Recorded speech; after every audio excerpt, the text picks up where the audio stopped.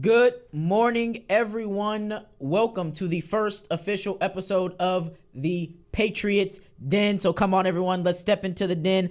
I am your host, Patrick Prudhomme, and I am here with my amazing co-host, Bryan Fuentes. Now, before we start, I want to first explain to the people exactly what the Patriots Den is. The Patriots Den is a place for people who love this country to come together and support their beliefs without fear of judgment, without fear of being called the hateful rhetoric names that the left likes to spew. So, of course, everyone is a patriot for their own reason. So I'm going to let my wonderful co-host, Bryan Fuentes, introduce himself first. And when he introduces himself, tell us a little bit about why he loves and supports this country. Howdy, y'all. My name is Bryan Fuentes. I'm a local Houstonian, born and raised. I'm a son of a first-generation American, so, coming to this country, it's amazing, really, what this country has done for my family. We came here with very little, and now we are living a very comfortable life, and frankly, that's what I love the most about this country. It's what makes me a patriot, the fact that this country allows anyone to come in and, get that. Oh, perfect. But yeah, no. It allows us to come in, work hard to really have that living that we want for our family. And that's what makes me a patriot personally, just being able to get that out of this country. Absolutely. Look, this isn't my first time being on 99.5. And so many people, listeners who listen to the Chris Heasley show, who are most likely going to also listen to this show, they've heard me. And one of the things that I always like to say is America is the world's first and only option, and as goes America will go the rest of the world. And so I just genuinely believe that there is no other country in the world that is up to par with the United States of America. Like you said, people can come here from absolutely nothing and become absolutely everything. We see that now. We can look at the president of the United States, Donald Trump, his wife, Melania Trump, who is an immigrant who immigrated here from Slovenia. Now she's the first lady of the United States of America. And so America is a place where hopes and dreams, they become reality. It's a place where there are no limits. There are no barriers. You can be whatever you want to be, however you want to be it, whenever you want to be it. And so that's just a quick introduction of us here. Let's jump into the show now. Donald Trump has been president for a week now, and we are already seeing what they call a White House culture shift. But before we get into the what's happened, let's take a look at what we want to happen. Bryan, go ahead. What's something that you want to see out of the Trump administration that we haven't yet seen? So, a big thing really is the foreign policy. We're seeing this right now. We saw it before, after he got elected. A lot of foreign leaders, found out that Trump is elected. He's in office now, and now they have to respond accordingly.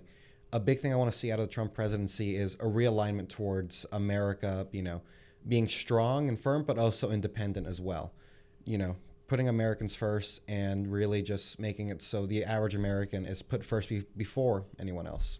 So that's a big thing I really want to see from the Trump presidency. Yeah, I want to really drive that point. You said Americans first, and a Yes. lot of people, they say America first, and they think that just means on like the global stage of, when we're in NATO, we need to fight for our country. No, we need to start putting the citizens of America first. It doesn't make sense. I'm not sure if you saw the report, but they were sending what I believe $50 million to Gaza for condoms. But we could have used that $50 million here to help house homeless American veterans. Right? So Americans first and America first, it's two different things. Exactly. Being American first means that we are doing what is necessary to take care of our own that is already here before going overseas and helping other people while the people at home are already suffering. Yeah, and that's really what it's all about. We're giving all this money to other people, our money, if you really think about it, our tax dollars. And if you want to go further, our debt. All those borrowed dollars, who's going to have to pay for them? Us, our children, our grandchildren. It's our money, no matter how you look at it. And instead of it going to helping Americans, it's going out to helping other people, which frankly don't care about us very much. Absolutely. I was having this conversation with someone about the Russia-Ukraine situation, And I didn't necessarily pick a side in the conversation, but I asked the question. I said, it doesn't matter if you support Russia, it doesn't matter if you support Ukraine. I really don't care. But my question to you is, if America was in the exact same situation with Ukraine and Russia do for us what we have done for them? Absolutely not. I mean, and that's the big reason why I'm very neutral on the conflict. I don't really see which side we should support because, frankly, it's none of our business. I mean, it's in the other part of the world. I mean, it's historically been a very unstable region of the world, especially in Europe. And I just don't see why American dollars and potentially lives should be at risk for this part of the world. Absolutely. And I think President Trump has done an amazing job at bringing that message home that basically says, hey, enough of sending our money overseas. It's time that we invest in America. It's time that we invest in Americans. And it's time that we invest in America and Americans' future. Looking at generations down the line.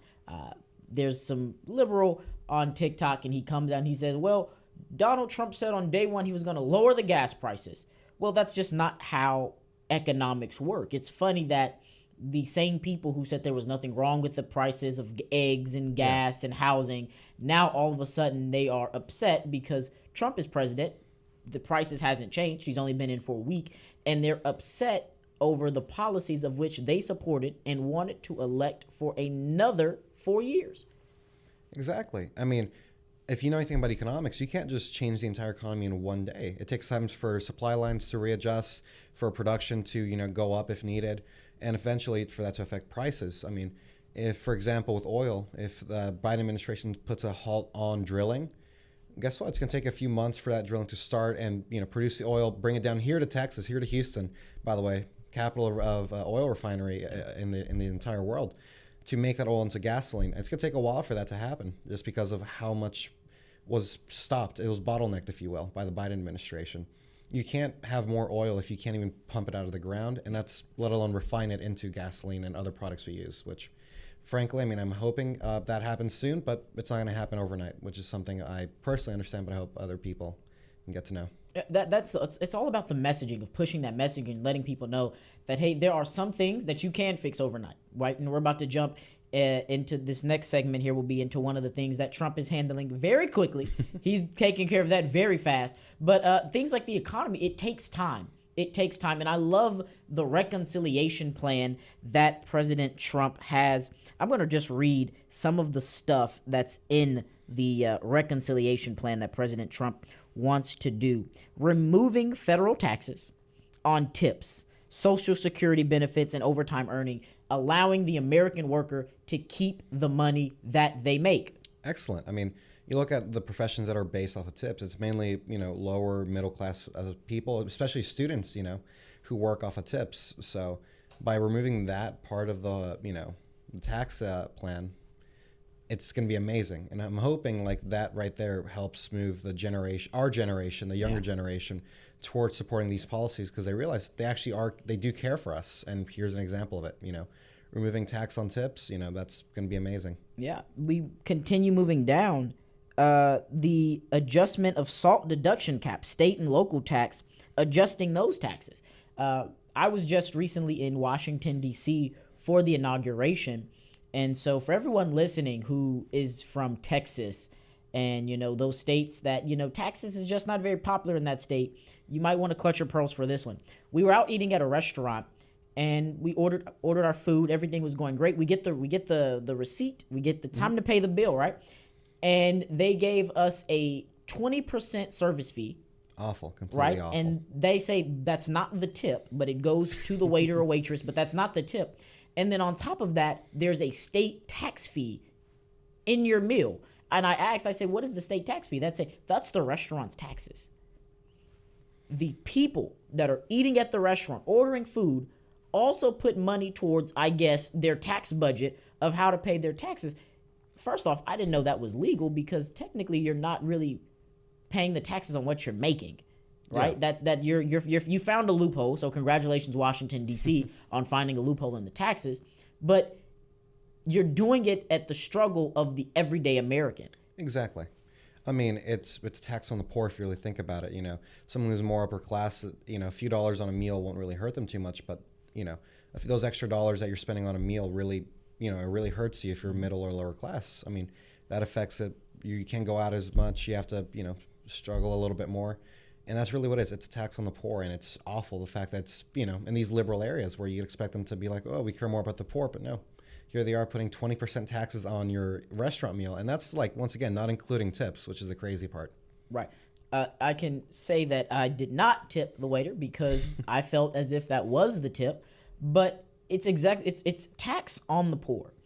And it's funny because if I remember correctly, Kamala Harris ran on the idea that I grew up in a middle class family, right? These people run on the idea that they are the party of the middle class, but yet every single day we're watching as the Democrats, as the left, continue to stomp on the head of the middle class. They continue to stomp on the head of the poor by keeping them poor. And then they mandate that if you're middle class, poor, minority, that you vote for them, which is why I was so glad to see that culture shift in the outcome of the 2024 election. We saw Donald Trump had a huge historical shift, not even huge. Let me take that back. Yeah. A historical shift.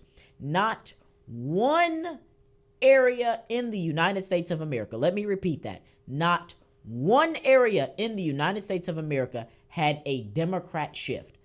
Donald Trump outperformed Joe Biden and himself from the 2020 election in the 2024 election.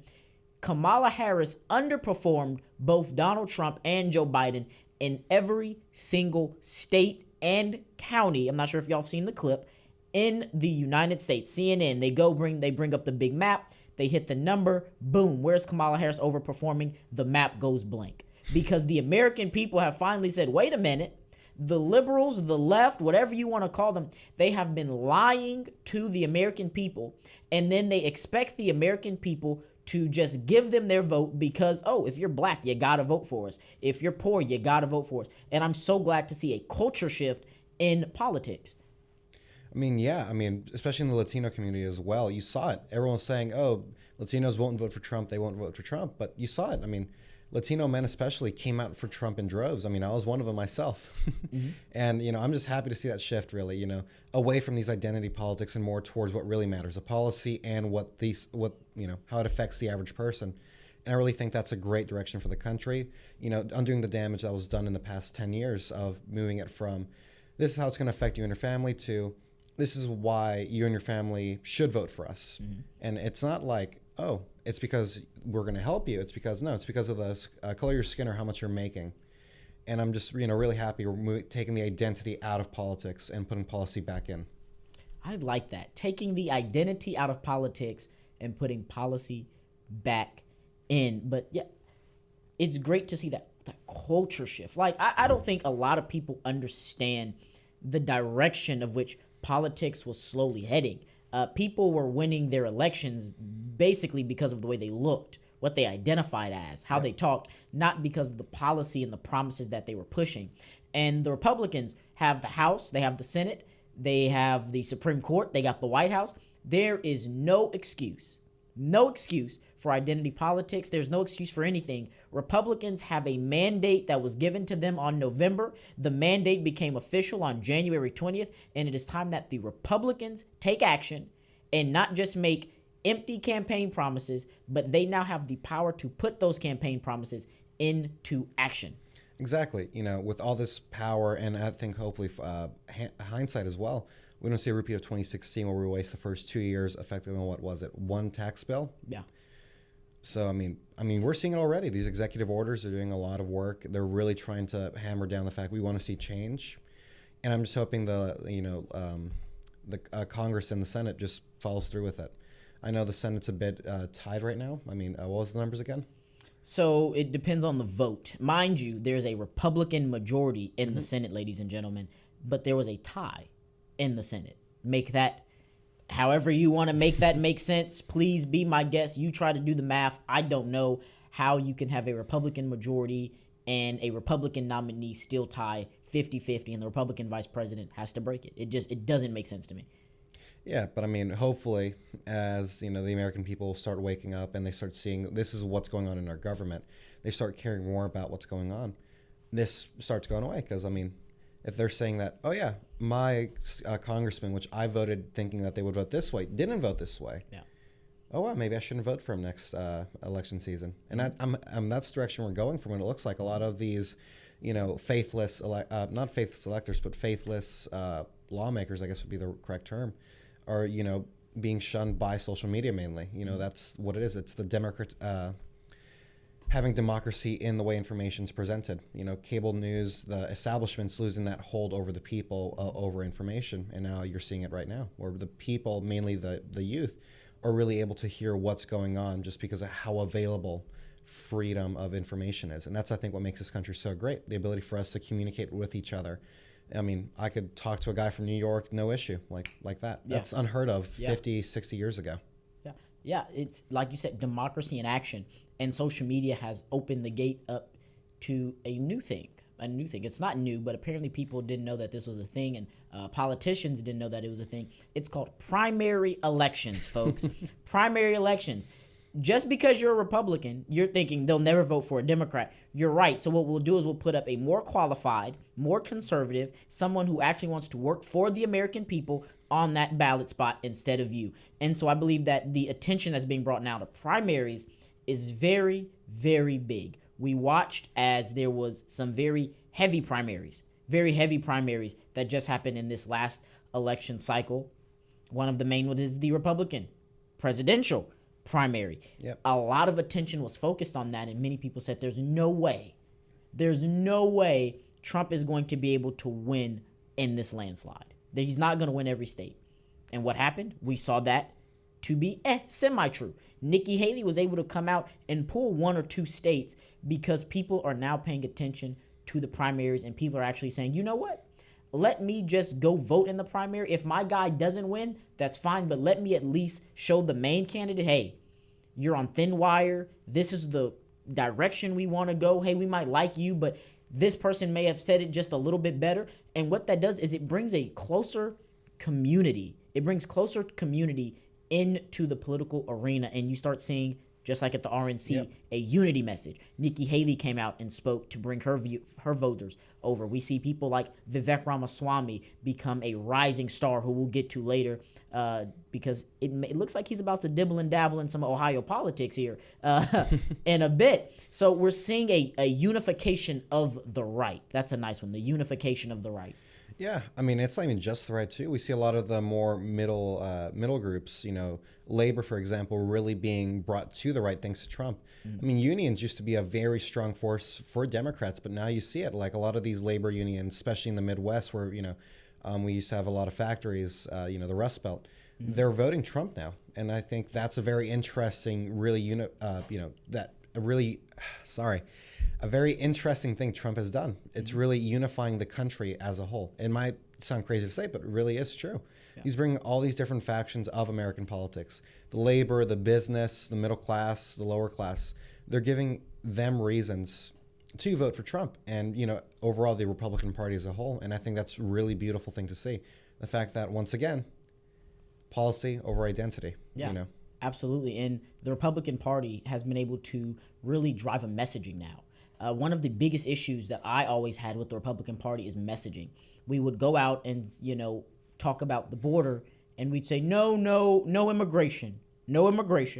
But I'm like, but that's not true. It's illegal immigration. Exactly. We have no problem with someone wanting to come over. Like I said earlier in the show, America is the world's first and only option. I want you to come to America.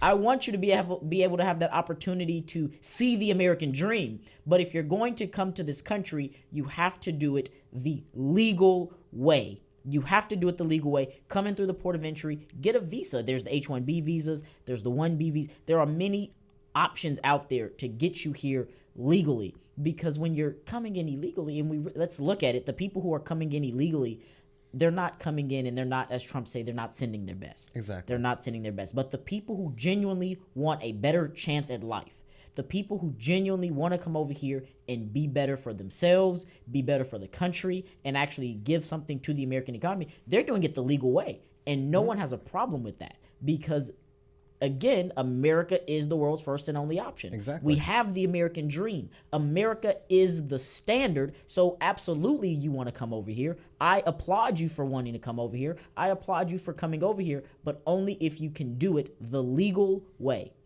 Exactly. I mean, as I said earlier, I'm a first generation American, and it's interesting. Like they assume like immigrants as a whole should vote for these left wing policies. I'm like, no.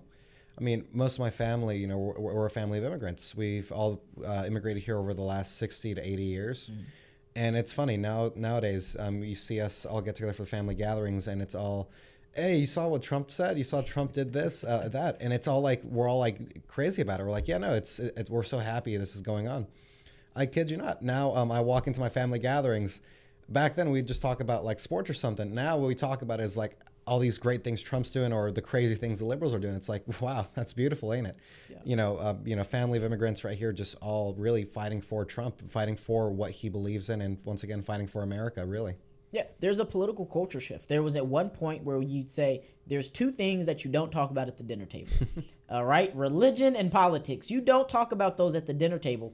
But we're seeing that kind of be different. We're seeing politics is now starting to have a bigger impact on the culture than it ever has. And a lot of people like to say, oh, I don't do politics. Politics doesn't affect me. Yeah. And I think that is the biggest lie that has ever been told to the American people of, oh, politics doesn't affect me. That's not true. If you have a child that's in school boards, they're getting very political right now. So politics is 100% affecting you. The prices at the grocery store, that's political. That's who's in power. What are they doing with the economy? That's political. It's affecting you. When you go and try to get a loan, interest rates, that's political. Yep. Who's in power? Who's raising the interest rates? Why are they doing it? Politics is affecting you. And it's important that we educate people on exactly what politics is, how it affects them, why it affects them, and how they can get involved. And I'm not saying that you have to be Republican. I'm not saying that you have to be Democrat. But if you're going to be something, be able to successfully debate and argue and stand firm on your point. Don't vote for something or someone simply because someone told you that's the right thing to do. No, make an informed, personal decision based on your true convictions, based on your true morals, and based on your true values. Yeah, I mean, that's all this is about, It's really just knowing what you're doing, knowing what you're voting for, and understanding the policy. And to say, add to what you said earlier, politics becoming really less taboo as a topic to talk about with, people you're close to, family, friends, etc. I mean, it's kind of what I said earlier. It's, democracy in action. We see people getting more involved in politics. It's no longer an establishment thing. We're like, oh, I've been in politics for 20 years. That's why I'm qualified. That's no longer enough to get you elected. And that's extending to people talking about politics. Or, 10 years ago it used to be, oh, it doesn't affect me because I don't really know much about politics. But, I mean, people nowadays, they realize that's not true. Yeah. I know about politics. You know why? I have to pay for gas when I go to refill my car. I have to buy groceries. That's inherently political, and I know how much it hurts to do so. So guess what? I have an opinion on politics because I know how it feels to be on the short end of the stick. So, that's what we're seeing right now. People realizing that this isn't about these big people in D.C. It's about these local races. It's about these local candidates, these grassroots, if you will. Because at the end of the day, it's about, if you have kids, it's what are they being taught in school? How are they being treated? What are they being told?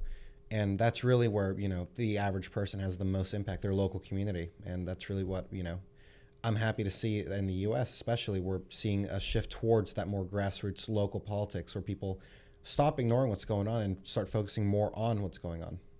Absolutely. And for the past, 4 years, we saw that schools were a big target. Schools were a big target. We watched as teachers online would tear down the American flag and put up the LGBTQ transgender flag. We were watching as in kindergarten classes, there was a teacher who had a gender swap day and told all the boys in the class that today you're going to be girls, and all the girls in the class today you're going to be guys, because we're going to help you try to find your true identity. Yeah. Absolutely not. Don't forget, they don't tell their parents about it either. Yeah. They're keeping this away from their parents because anyone with common sense knows they don't want that to be going on with their kid. The kids are very impressionable, and if you're telling them all these kinds of things, they're going to get confused, and that's how you get all these different problems later in life. But, as you're saying, these teachers, they're able to do all these things because there's no one to stop them. No one cares about these local races, these local policies, and that was one of the consequences of that. And we saw that over the last 4 years, really, where that was getting really bad.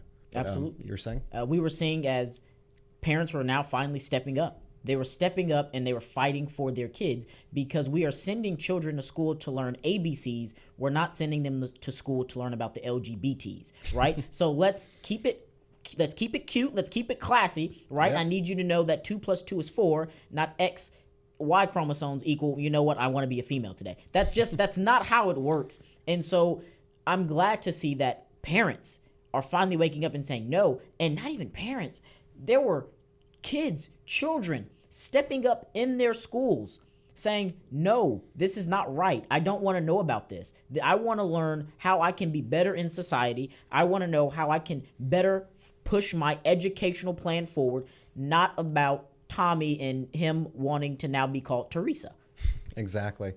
And you really see it. I mean, American education is falling behind. I mean, I'm hoping that's one of the things this administration changes, where we put a focus on education once again. Mm-hmm. I mean, growing up here in Houston, I mean, education was a very, haphazard thing. I mean, I went to the public school, a little one over in Fort Bend, and it was a mess, frankly. I mean, before, I think it was around February of my senior year, there was a 25% graduation rate.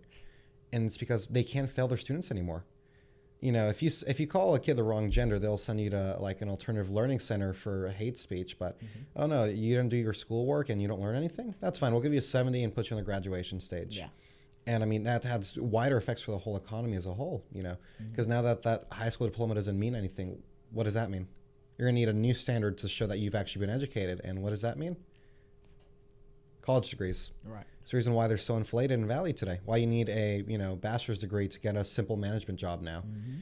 It's not because you're being taught in college what to do very well. It's because you're not being taught anything in high school anymore. Mm-hmm. So what do these jobs do? They need to make sure their employees are taught what they need to be taught. Mm-hmm. And we see that affecting people like us, college students, where tuition goes through the roof because now everyone needs a college degree if they want to have a half decent job. Right. And that change, these big things need to happen at a basic level where the problem really starts, which is public education and education as a whole. Mm-hmm. We have to put focus on education, what 2 + 2 is, and not XY = XX anymore.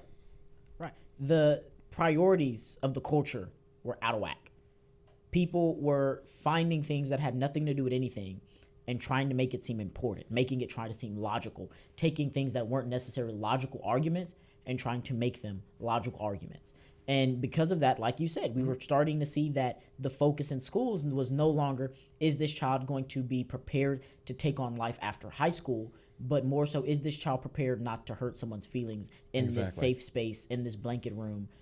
Don't misgender me, because if you do, you're homophobic and transphobic and all this unnecessary stuff. Exactly.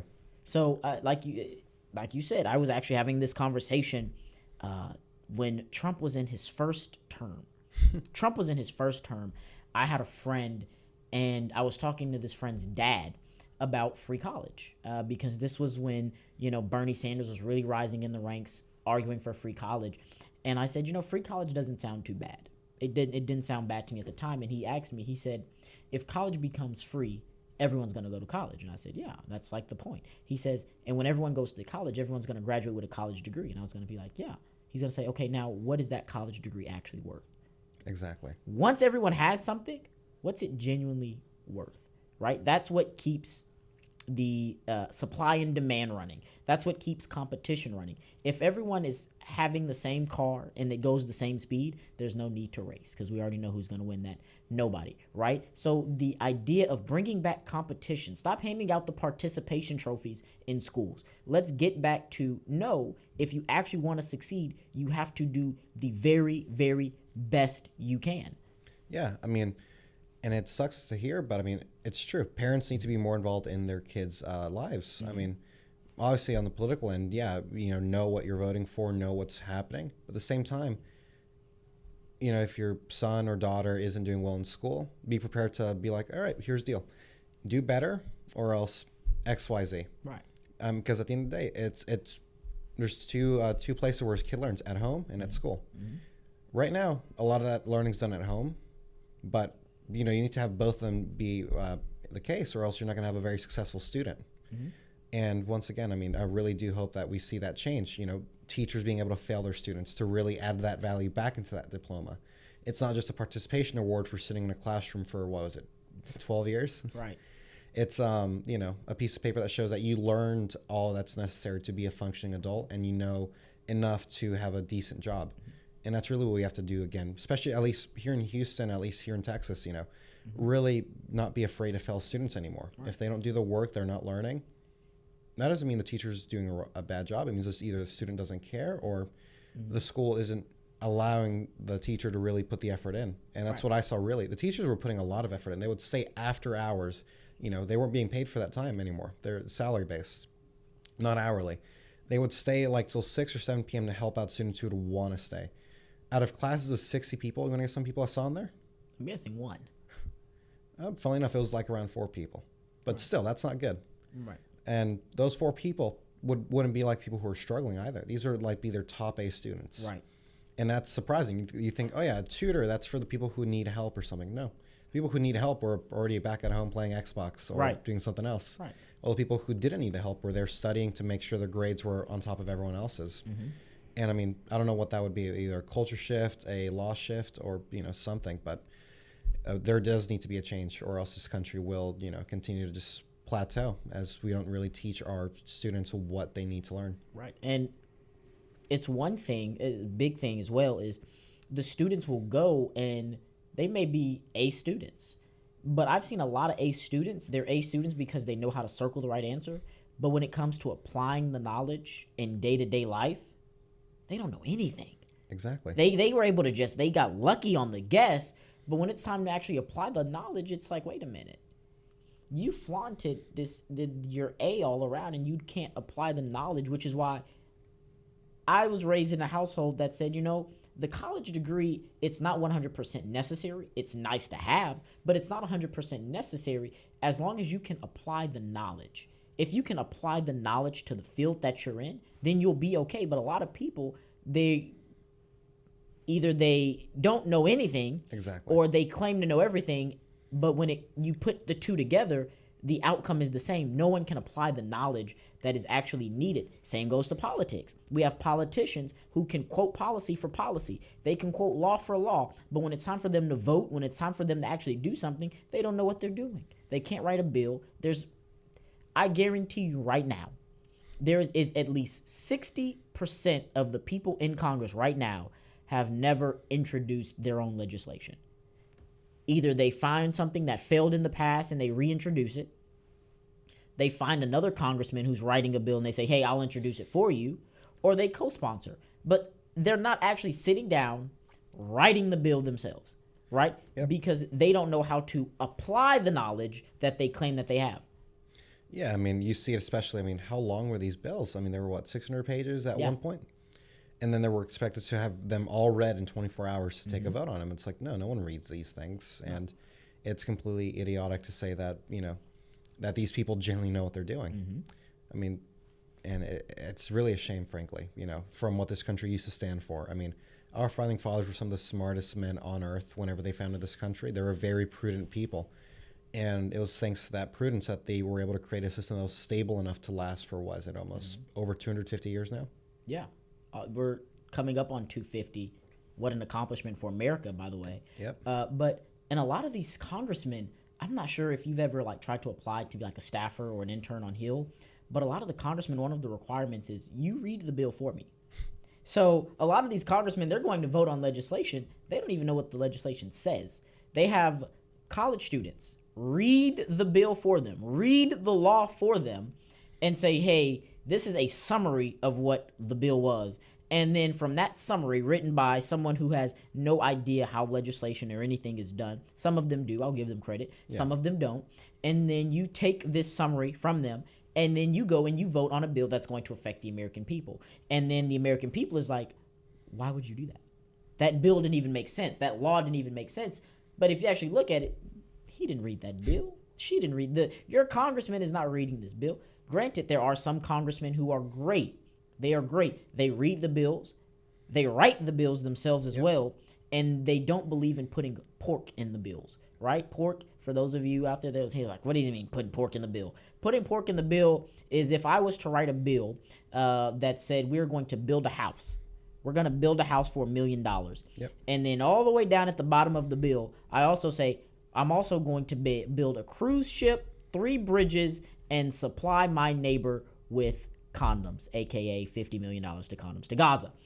That's pork, because that has nothing to do with building the house. That's just a bunch of extra stuff that I put in the bill. I hope you don't read it, because if you do read it, you're going to fail my bill. That's what the pork is. And we saw Elon Musk and Vivek Ramaswamy, when the Doge Committee was created, one of their first things was absolutely not. There was the spending bill, the budget bill, that said, no, you are not going to have this 1,000-page bill for the budget, and yet half of the stuff in here had nothing to do with the United States budget. You got to fix that. You got to shorten it. I mean, yeah. I mean, I was in politics enough to remember whenever COVID was a thing. You remember those relief packages? How much extra pork was in those things? Mm-hmm. I think they were giving millions of dollars to museums in the same breath of giving money to the American people. Yeah. And it was like, this is insane. Like, they're threatening to not help out the American people, and over millions of dollars to little programs. Like, it was genuinely like crazy to me. I think that's what really got me into politics deeply, once I started reading these bills and realizing that, wow, they really are trying to take our money away, and then blame us as being evil people if we don't support that. Right. Because they're putting, a genuinely good thing with it. Like, oh yeah, we're going to support the survivors of a hurricane, but we're also going to be sending millions of dollars to this one company that helped us get into office. Right. Like, it's genuinely disgusting how easy it is for these politicians to do, and how often they do it as well. And, how really unpublicized it is. Like, most people don't know this is an issue, where most of the money isn't laundered through secret means, but it's out in the open in these bills where it says we'll send millions of dollars to these different organizations. Yeah. And a lot of people ask, they say, well, how do you stop it? It starts at the grassroots. It starts with the people that are what we like to call the everyday American. The everyday American who works the 9 to 5 and is simply just trying to get by in the land of the living, right? The moment those people stand up and say, wait a minute, we don't like what's happening, we don't support it, we want it gone, that's when we start seeing some significant change in our politics. We start seeing some significant change in the way things are. And we saw that this election season. Yep. We're seeing it right now, where the grassroots, the everyday American, stood up and said, absolutely not. We're not pleased with where this country is going. We're not happy with it. We want it to be changed. Not then, but now. Not later, but now. And so it's time for the American people to stand up and say, wait a minute, we're not happy with where our country is going. You can be Republican, you can be Democrat. I really don't care. Wrong is wrong, right is right. And if I'm not happy with the way that my country is going, it's time that we stand up. Exactly. I mean, to add on to that, correct me if I'm wrong, this is the first time a Republican has won the popular vote as well as the Electoral College since 2004? Since Bush. Yeah. Since Bush after 9/11, 2001. Free election right there. Yeah. Yeah, I'm happy to see it. Really, the grassroots will be the future of politics in this country, and I'm happy that's the direction we're heading in. Instead of these billionaires funding, these mass media campaigns, we're seeing your average Joe go out and volunteer to help out his local politician to, win his race, knowing that I know this guy, I met with this guy personally, and I know what he stands for. And I know by supporting him, I'm supporting policies and values that will support myself and my family. And that's really a great thing to see. Yeah. The last time the grassroots was this involved and got a Republican Supreme Court, Republican House, Republican Senate, Republican White House was 1928. 1928 is the last time we've seen something like this. And so it's crucial. It's crucial. Right now, we have the majority. We have the majority across the board. This is the time to start getting stuff done. Let's not wait for 2 years after midterms. No, right now we need to start doing things done, and we need to get it fixed up so well that if they do somehow get back in power, they can't fix it, they can't mess it up, and it's going to take them a long time to even try to figure out how to start. Exactly. Right now is the time to get that action in place. Exactly. You said it perfectly. Right now is the time to set up these systems in place, just as they set up all these systems to support their policies. It's taken us years to undo all the damage they've done. Let's do the same thing, but instead of hurting the country, let's do it in ways that actually help the country. Set up these institutions to help the average American. Get rid of the ones that take our money away and hurt, taking our freedoms away. All these three-layer agencies that we have. A lot of these we don't need, but they've been there for so long that removing them would take, years to do. But with our current, our current situation, it's very possible as long as everyone, gets their stuff together and they know that, all right, this is for the American people. This is what I was elected to do. And this is what I need to do. And as long as the American people hold these politicians accountable, I'm genuinely very optimistic for what the next 4 years of this country look like. Absolutely. Absolutely. And the moment you start holding these people accountable, the moment we start putting these systems in place, you start saving money as well. How much money is being sent between ICE, FBI, ATF, IRS, CIA? You don't need all of those. That can be one big thing. How much money are we putting to each single organization? The moment you combine them, half that money now goes to something else because they're not going to fund it all that money to one thing. They're not going to do it. So you save money by getting rid of these unneeded governmental organizations. Not only that, I love that Trump removed the DEI. If you really do your research, you'll notice that DEI, for diversity, equity, and inclusion, which was supposed to help minorities, here later on started to be more beneficial to white people, because DEI had hired so many minorities that the minority in the work field became the white man. And so now the DEI was for... Exactly. The white man. Yeah. And now DEI is getting gone, and now we're seeing the statistics, we're seeing the facts, and we're saying, wait a minute. No name changes, none of that. No, get rid of the DEI. And now we're starting to look and we're saying, wait a minute. These people were not doing their job. They were severely underqualified, but simply because of what they look like, they were able to get hired to these positions. Yeah, and once again, the big issue with all these organizations isn't that a lot of that money is going to these programs. It's the bureaucracy.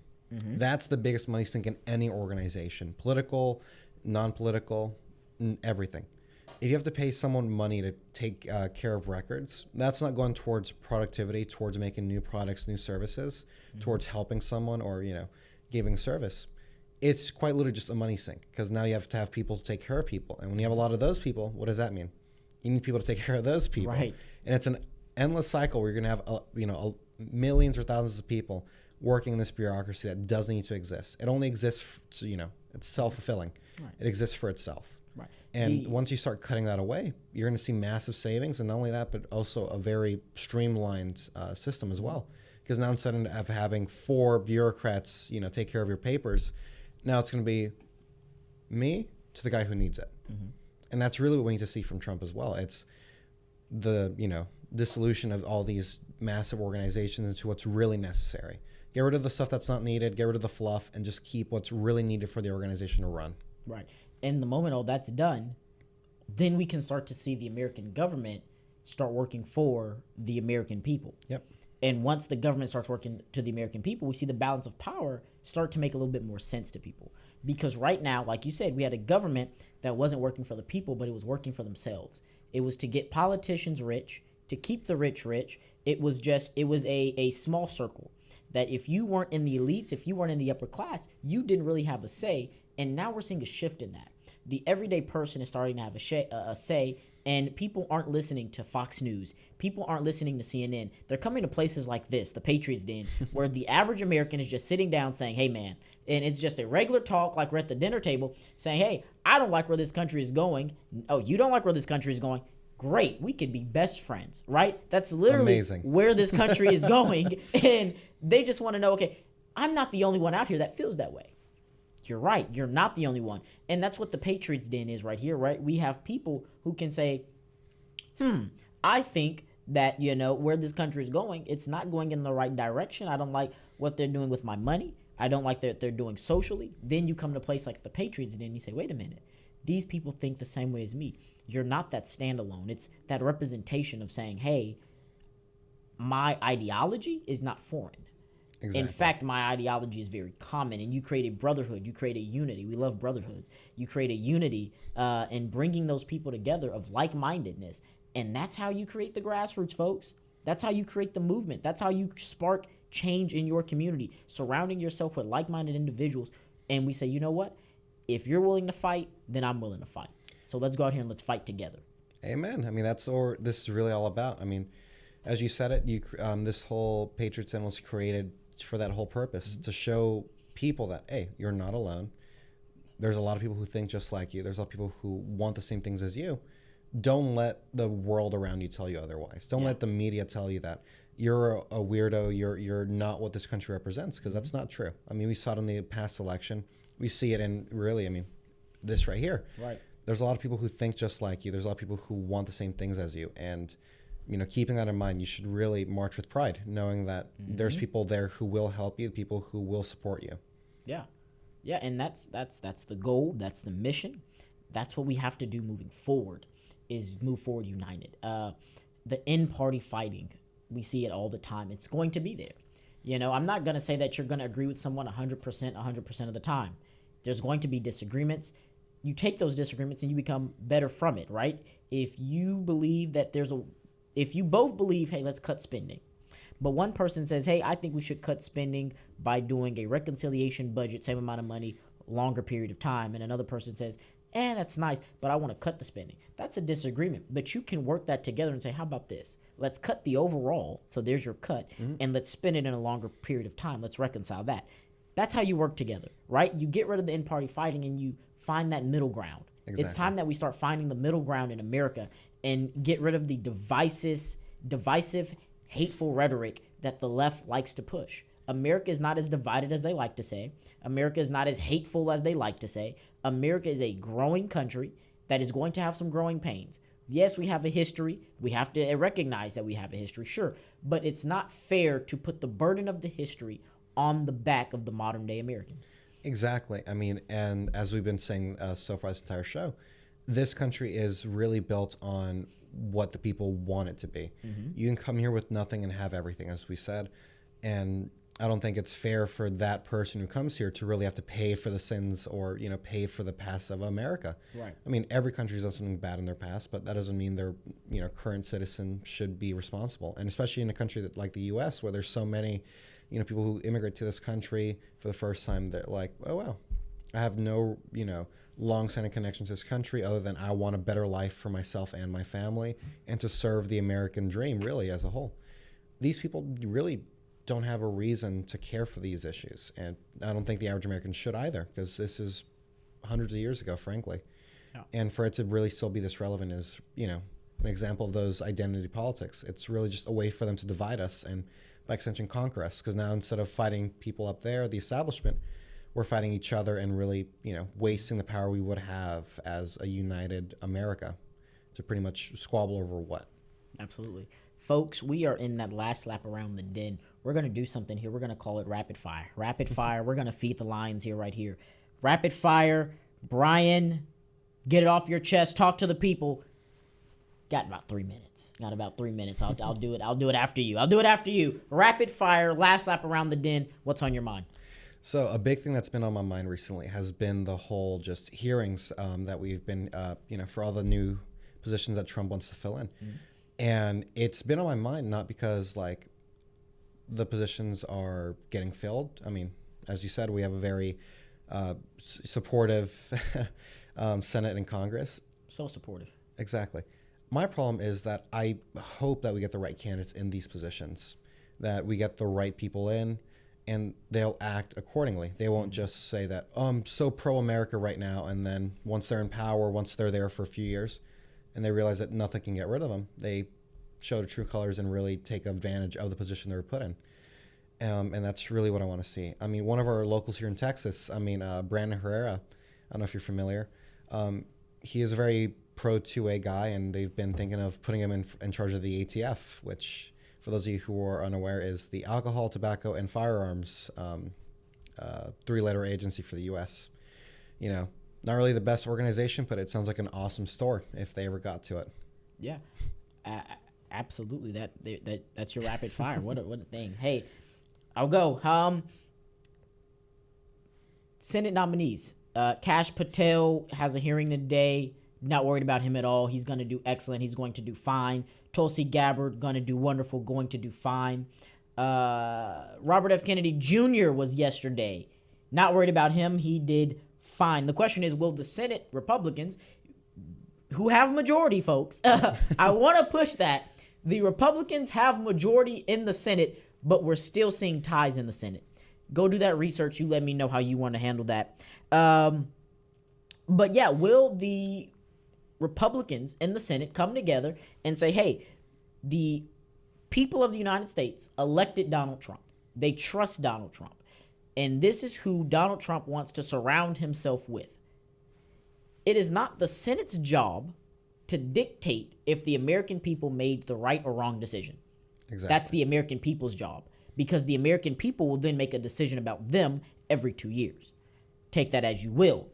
So I believe that the Senate Republicans need to stop the infighting, stop being caught up in their own delusions, get their head from wherever it is, right, and put it back on their head, put their brain in, turn it on, get the motor starting, and let's make some change for the American people. Stop playing politics with these cabinet picks. Stop playing politics with the American people's time. Stop playing politics with the American people's wallet, and do the job that you were elected to do, which was make America great again. It's very simple, very easy, so let's get that job done. Now I want to hop over. Donald J. Trump. Man, you are doing a wonderful job, but slow down on the pen. Slow down on the pen. I know he made the joke he'll be a dictator on day one, but Jesus, we can't keep up, Donald. I'm behind on executive orders. I can't read all of them in time. You're moving too fast. You're getting whiplash in the arm. It's crazy. So the executive order thing, man, he's pushing those out. The Lake and Riley Act, never again. Never again. It's time that we acknowledge the fact that there were people who lost their life brutally at the hands of illegal immigrants. Illegal immigrants. And for the people saying, well, what about the criminals that are here? If we already have criminals here who are legal in the United States of America, why would we want more to come over here illegally? That doesn't make sense. If your house is being robbed, does that mean you want somebody else to just come and burglarize it because, I'm already being robbed? Exactly. No, it doesn't make sense. That's a dumb argument. So let's take care of what needs to be taken care of, and let's start putting the American citizens first, which means we have to also address the American criminal first. We don't have time for the people of Venezuela to send their criminals over here illegally for them to just run rampant in our streets because Venezuela doesn't want to deal with it. Not anymore. We saw Trump stand up to the people of Venezuela and say, hey, if you're not taking your criminals back, we're going to hit you with tariffs so bad. You're just going to make your head spin how big these tariffs are going to be. Yeah. And the Colombian government, snap of a finger, was like, you know what, you're right. And we didn't even have to send our plane. They sent a Colombian presidential plane over to America to pick up their criminals. That's how fast and serious Donald Trump acted. And that's amazing, frankly. Oh yeah, I'm sorry, folks. That was my soapbox rant. Because the American people, the American people, they're fed up. They're fed up. They're sick and tired. It's time that the people in Washington realize that you're only in Washington for a short amount of time. You're in Washington as long as we, the people, want you to be in Washington. The grassroots movement is waking up. The lobbyists and the $1 million donors no longer have a say. The Hollywood elites no longer have a say. Right? We saw as Beyonce, Taylor Swift, and Cardi B, and everybody else that you want to name came out in support of Kamala Harris. And the American people said, first of all, you as a millionaire living in the hills of California have no right to tell me how my kids who are in public school, who are just trying to get by day, need to act, think, or vote. Because you wouldn't understand how to walk a 0.5 mile in my shoes. Not a mile, but a half a mile in my shoes. And the American people rejected the Hollywood elitism.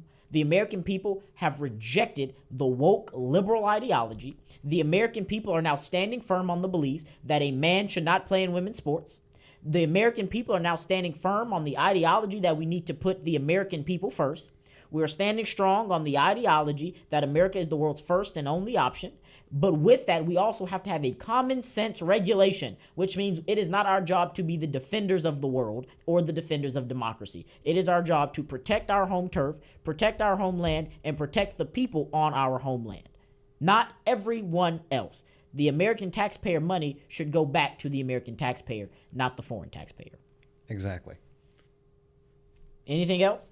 No, you hit it right on the head, That money needs to be going to the American people. There's, several causes I can think of that really need our money. And instead of saying, oh, no, we don't have the money for it. That's one argument. But, just move the money over. Right.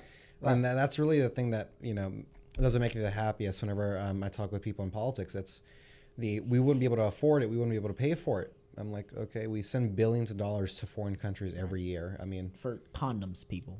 condoms. Like, you can't make this stuff up. Yeah. We can't make this stuff up. $50 million to Gaza for condoms. Not weapons, not foreign aid, not help. Condoms. Yeah, and it's, you know, it's genuinely comedic sometimes, but when you realize what's actually happening, you're realizing that this money that could have been used to save American lives is instead being sent over for stuff like that. It's a little disheartening, but, you know, once again, I really do have a lot of hope for this administration, and I hope to see a lot of this change because, you know, it starts at a small scale, and those small changes add up to, you know, make big changes that we all get to see in our day-to-day life. Absolutely. Here, before we go, thank you everyone for stepping into the den, right? The Lions were hungry today. I will say the Lions were hungry. Thank you for stepping into the den. I am your host, Patrick Prudhomme. I have my wonderful co-host with me, Bryan Fuentes. We're going to do a quick shout out to the people in the Houston area. Here, let me pull it up here. Where is it? Join us February 8th at the Axelrad Beer Garden in counter protest to the Socialist of Houston. I don't know. I didn't even know we had socialists in Houston. But the Socialists, the Liberation Party for Socialism will be organizing in Houston, and we'll be out there greeting them to show them just how well their socialism works in the great state of Texas. So y'all come on out and y'all support us. It has been fun. It has been great. Folks, every week, 10 a.m., me, Patrick Prudhomme, my co-host, Bryan Fuentes, bringing it to you raw, bringing it to you real. We don't know how else to bring it to you. Bryan, any last words? Yep, just make sure. Every Thursday, 11 a.m., correct? 10 a.m. 10 a.m. 10 a.m. Yep, 10 to 11, folks. 10 to 11. That almost got me there. 10 to 11. Yep, so don't forget. Put in your calendars, turn on your radio. We're going to be here every Thursday. Absolutely. Thank you so much for stepping into the den. This was the Patriot.